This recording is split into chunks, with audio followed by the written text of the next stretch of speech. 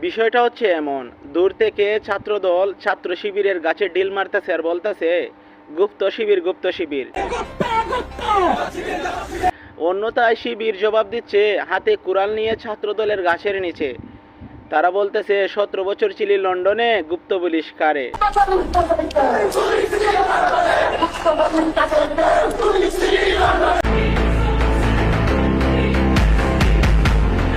অন্যদিকে শেখ হাসিনা আফা হয়তো ইন্ডিয়ায় বৈশা বৈশা আফসোস করে কইতাছে বাংলাদেশে পদ্মা সেতু করলাম, মেঘনা করলাম, যমুনা করলাম, 6 লাইন রাস্তার কাজও শুরু করছিলাম, আন্তর্জাতিক বিমানবন্দরও করলাম, তাও বাংলার মানুষ আমারে বাংলায় রাখে নাই, একটা দেশের দালালি করি বইলা।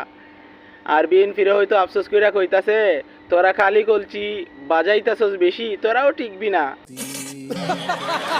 আরেকটা কথা ভাই, আমাদের প্রধানমন্ত্রী তারেক রহমান বিগত 17 থেকে 18 বছর উনি ছিলেন দেশের বাহিরে, তো উনাকে এইসব গুপ্ত বলা শিখাইল কিডা?